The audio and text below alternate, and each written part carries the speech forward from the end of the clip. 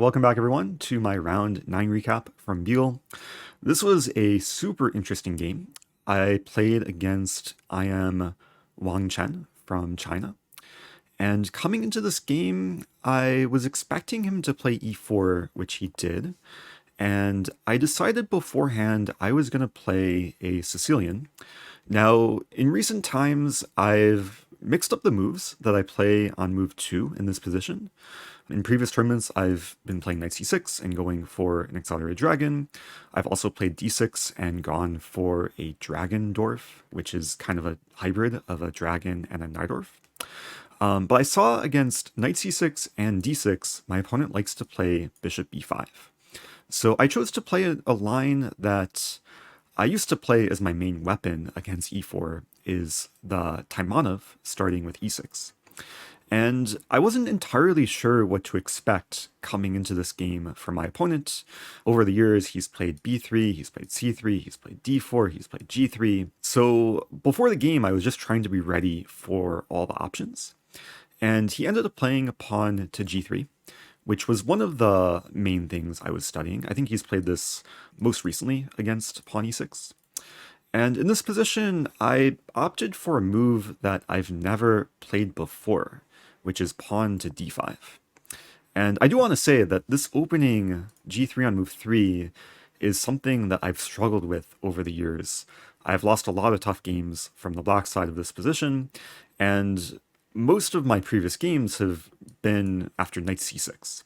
So coming into this game, and also coming into this tournament, I knew that I wanted to mix up my opening repertoire from this position, and d5 seems like a nice alternative, and it's a way more confrontational move that can lead to a lot of interesting positions.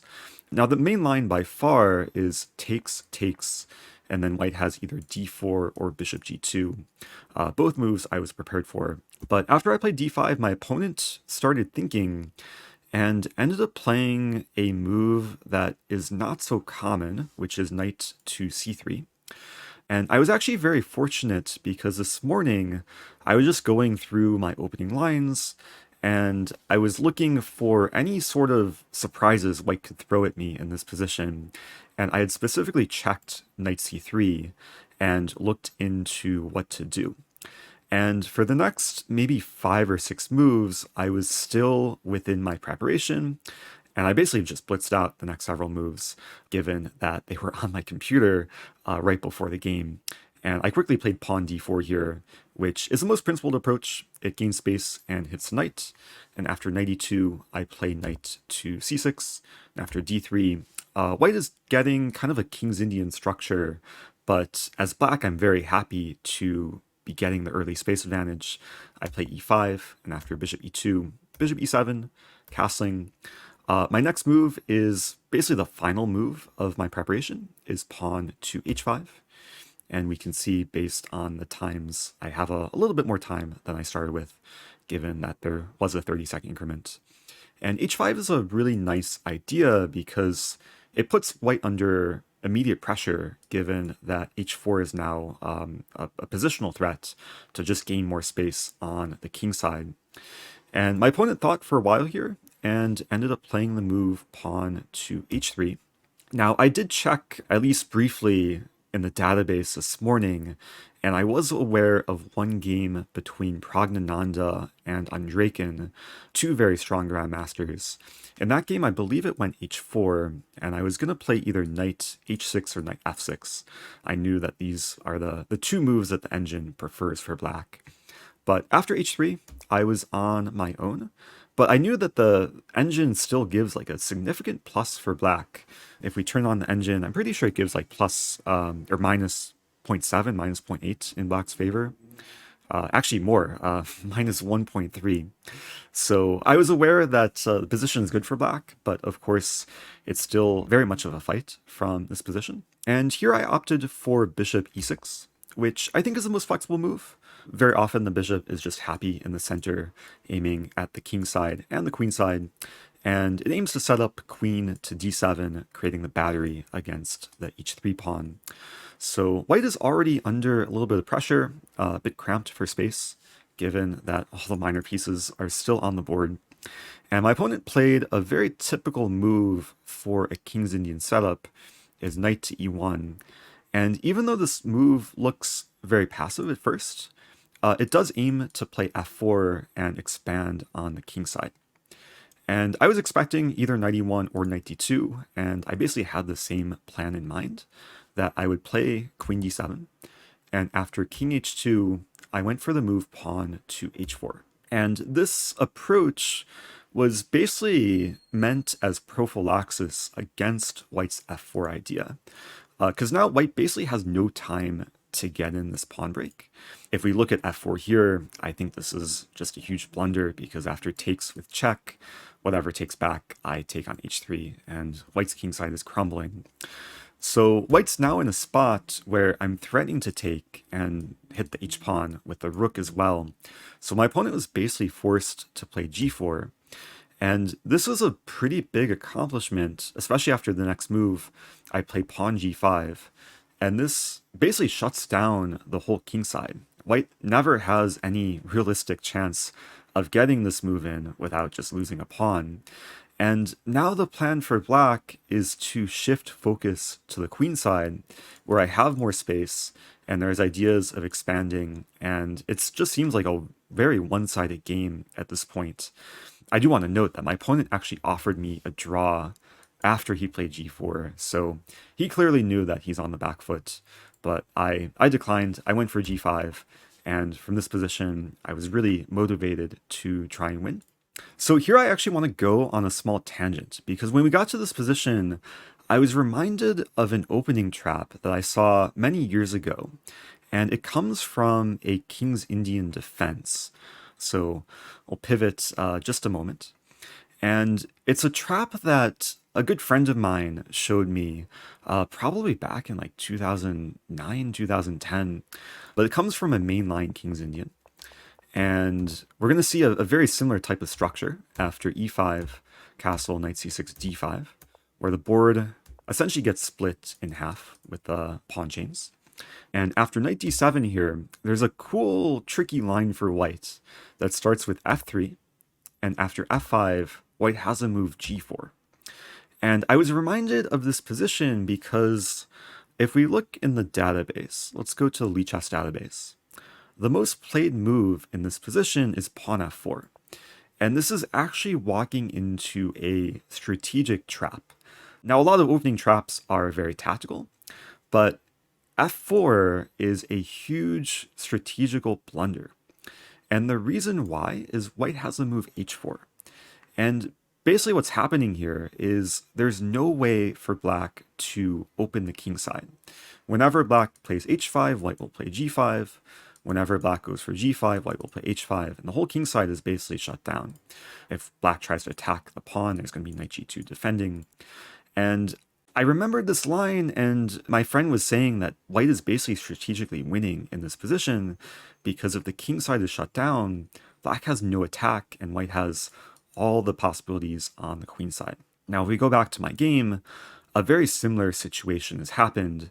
Even though white doesn't have the pawn far down the board, the king side is also shut down, and there's just free reign for black to start expanding on the queen side.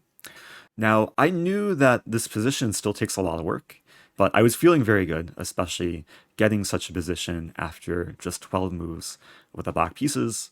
And I knew at this point that I'm pretty much the only one who can play for a win. And let me hide the notation, and we'll go forward from here. So the next several moves were very natural improving moves. Now my opponent did start with pawn to c4, which is an interesting decision to try and close down the queen side. And it gives me the option of taking the pawn, but I think this would be a good transformation for white because then the e3 square becomes available for the bishop. There's also ideas of the knight coming into d5. So I let the c-pawn be. En passant is not forced. And I improved with pawn f6, just ensuring that my bishop's not tied down to defending g5. And after f3, I just got my pieces into the game. Play a6, bishop f1, knight e7. A lot of natural improving moves.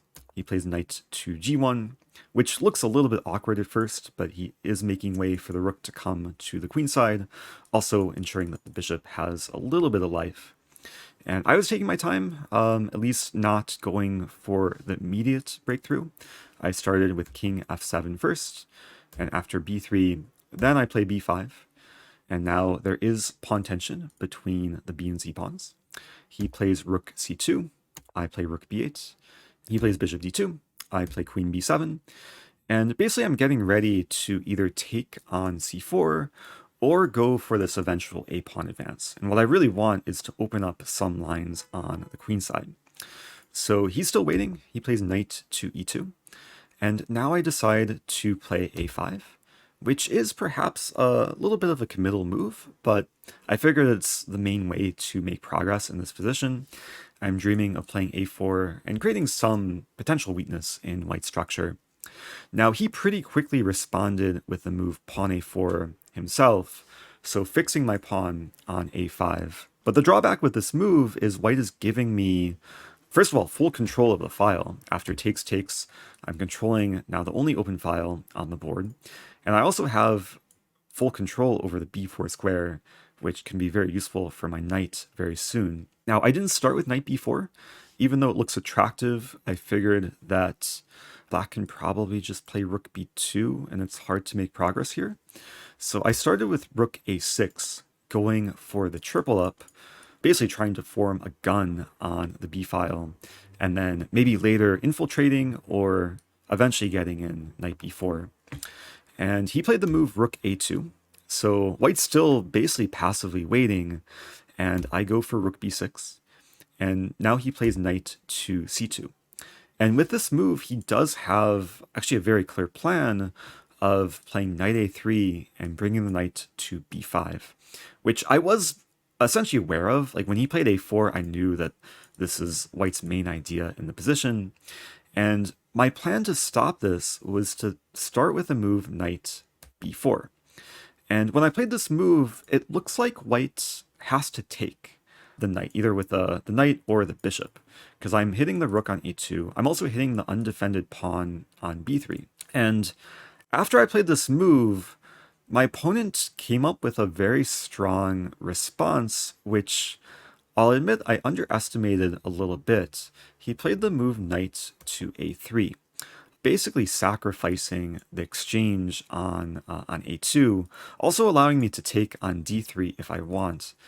And this move came as a surprise because, of course, I'm happy to try and win material, but I realized that if white gets a knight to b5, it's very hard for black to actually make progress in the resulting position. And I took a lot of time here trying to figure out what to do. I concluded that the lines with taking on d3 are just very, very murky.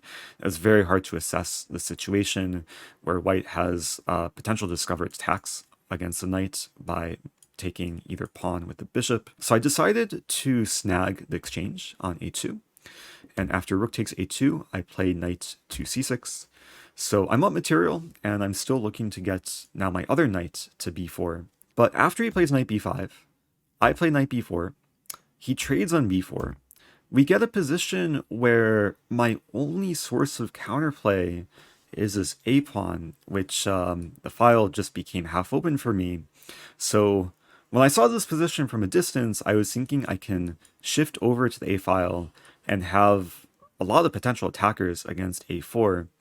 The issue is white can just defend, and my opponent started with a move knight c1.